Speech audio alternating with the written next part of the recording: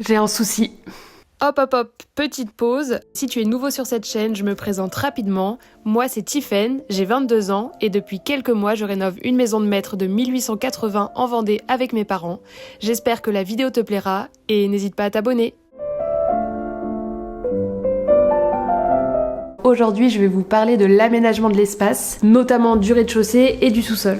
Parce qu'il y a un problème qui est en train de se poser. Et donc, on est en train de revoir tous nos plans d'aménagement et sûrement redéfinir l'usage de chaque pièce. Donc là, j'avais besoin de vous en parler et d'avoir un petit peu votre avis aussi là-dessus parce que c'est compliqué et ça prend la tête. Donc reprenons au commencement, on va faire un petit saut dans le temps et revenir au moment où on a acheté la maison. Alors la maison, elle se compose de manière suivante. On a le rez-de-chaussée avec deux grands espaces. Quand on arrive dans l'entrée, sur la gauche, un grand espace qui était anciennement la salle à manger et des toilettes, donc on a cassé le mur pour faire une plus grande pièce. Et ensuite sur la droite on avait une cloison qui séparait et qui était certainement le salon de l'autre côté avec une petite cheminée, des jolis carreaux de ciment au sol, enfin tout ça on le conserve. Ensuite au sous-sol on avait l'arrière-cuisine qui était justement la cuisine principale de la maison parce qu'il n'y avait pas de cuisine au rez-de-chaussée et un espace garage où ils stockaient du matériel de travaux, des marteaux, etc.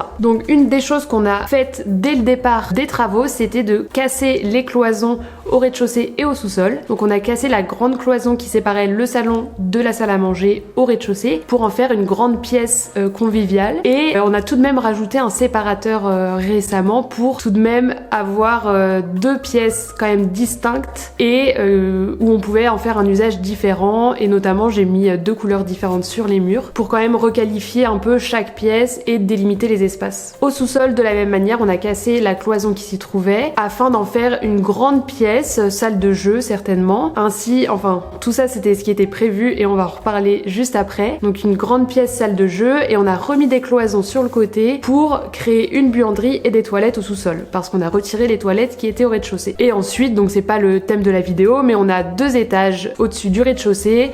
Le premier étage avec deux chambres et une salle de bain et le deuxième étage également avec deux chambres et une salle de bain. Donc assez rapidement, on s'était dit qu'on allait disposer les pièces en mettant au rez-de-chaussée la cuisine et la salle à manger dans la partie de gauche et sur la droite un grand salon lumineux avec donc comme je disais la petite cheminée et avec les séparateurs qui distinguent ces deux espaces. Ce qui était prévu pour la cuisine salle à manger, c'était de disposer la cuisine en L, enfin en utilisant qu'une toute petite partie de la pièce, en agençant le plus ergonomiquement possible l'espace pour ne pas prendre trop de place et de mettre, moi, un élément hyper important et que je voulais dès le début, c'était de mettre un îlot central. Je trouvais que c'était un élément, en tout cas pour moi c'était indispensable de mettre ça parce que je trouve ça super joli. Ça augmente tout de suite le charme d'une cuisine, je trouve. Donc je vais vous montrer sur plan ce que j'avais prévu pour cette salle à manger cuisine,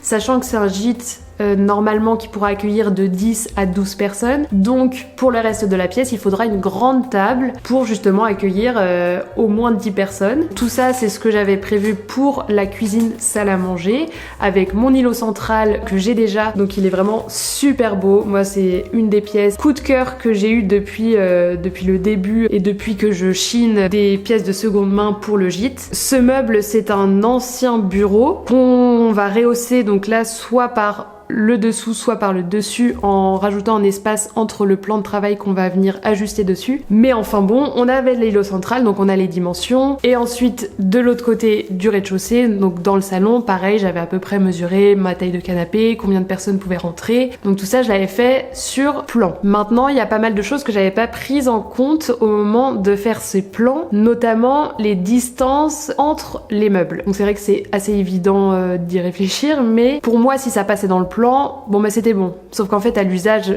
il faut prévoir une distance minimale si on ouvre le lave-vaisselle, si on ouvre le frigo. Si on ouvre le frigo et qu'on a besoin de passer en même temps, enfin il y a beaucoup de choses à prendre en compte. Et donc il faut une distance minimale entre les meubles d'au moins, de ce que j'ai vu, au moins 80-90 cm.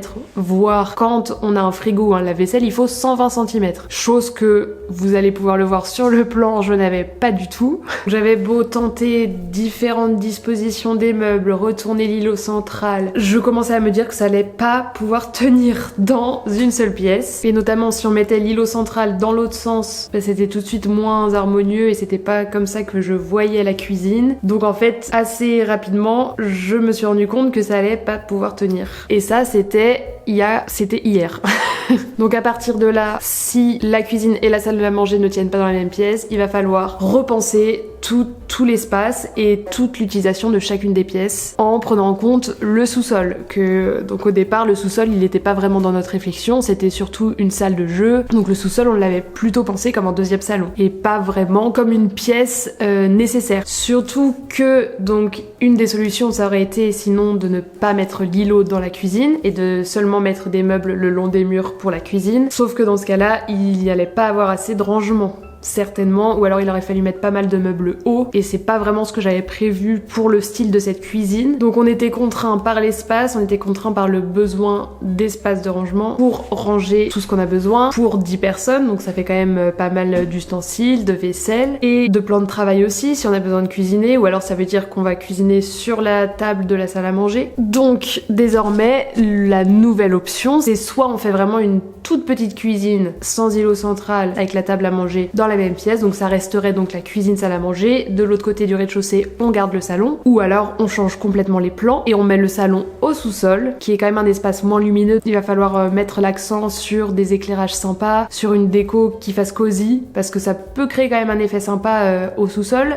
et d'ailleurs il y a pas mal de potentiel je trouve, donc là il faut repenser pas mal de choses par rapport à ça. Et donc dans ce cas là pour la cuisine salle à manger il nous restera tout le rez-de-chaussée. Ça nous permettrait de faire une très grande cuisine là où j'avais prévu ma cuisine salle à manger, ce sera seulement une cuisine avec l'îlot central au milieu. On pourra avoir pas mal de meubles de cuisine, de plans de travail, de rangement et le salon serait la salle à manger. Et donc là pour le coup, de la même manière, on aura pas mal d'espace. La pièce est suffisamment grande pour accueillir une très grande table.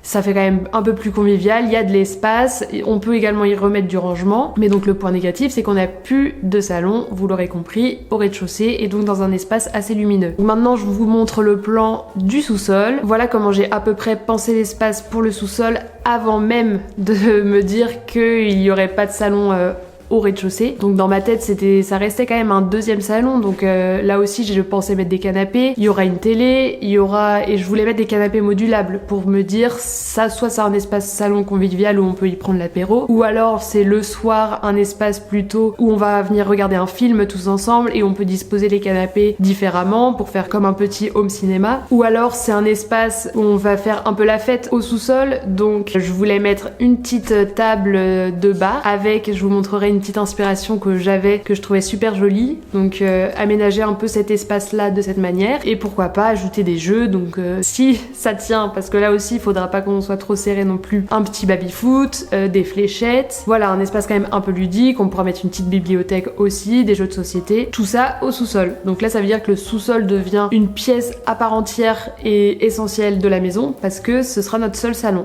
et il y aura plus de salon au rez-de-chaussée. Pour ce qui est de la déco, finalement ça change pas grand chose au rez-de-chaussée parce que c'est pas très grave que ce soit deux couleurs différentes dans la salle à manger, dans la cuisine. On crée deux pièces distinctes. Pour la cuisine en plus, comme ce sera assez grand, l'îlot central que j'ai choisi s'y prête vraiment bien et on pourra venir même agrandir le plan de travail pour le faire dépasser de tous les côtés et donc on peut également mettre des petits tabourets. On peut prendre l'apéro aussi dans la cuisine. Le fait que ce soit une très grande cuisine dans un gîte, en général il n'y a pas vraiment besoin d'avoir une aussi grande cuisine, donc je me dis qu'il faut que j'essaye de trouver un maximum d'idées pour que cette pièce vive aussi et qu'elle soit exploitée à son plein potentiel. Donc c'est pour ça, si on peut également rajouter des assises dans la cuisine, que ce soit un espace de vie et pas seulement où on va venir faire la cuisine. Alors après attention, moi j'adore cuisiner et c'est vraiment quelque chose qui est très important pour moi, donc je me dis que c'est sûr que pour un lieu de vacances je privilégierais 100 fois plus une maison avec une belle grande cuisine où on peut passer des bons moments à cuisiner qu'une maison avec une toute petite cuisine où on se sent tout étriqué et on peut pas être à plusieurs à circuler dedans. Après, est-ce que que c'est le cas de tout le monde de vouloir cuisiner pendant ses vacances? Pas forcément. Et il y en a qui peuvent manger à l'extérieur. Donc je me dis qu'il faut quand même pouvoir faire venir du monde dans cette cuisine et que ça soit un lieu de vie également, au-delà du fait qu'on y cuisine. Un point à prendre en compte, c'est aussi quand on va pouvoir aménager l'extérieur et que là aussi on va y mettre une table extérieure, peut-être un petit salon de jardin également. Et donc là, ça remet aussi en question l'usage des pièces, parce qu'en fait, si on a notre table extérieure qu'on mange là-bas le midi et le soir, à quoi ça sert d'avoir une grande salle à manger dans la maison qui prend beaucoup de place, alors qu'un petit salon à l'intérieur, c'est quand même pas mal. Un salon dans un endroit lumineux au rez-de-chaussée, quand on sait qu'on va manger dehors, moi ça remet un peu en question aussi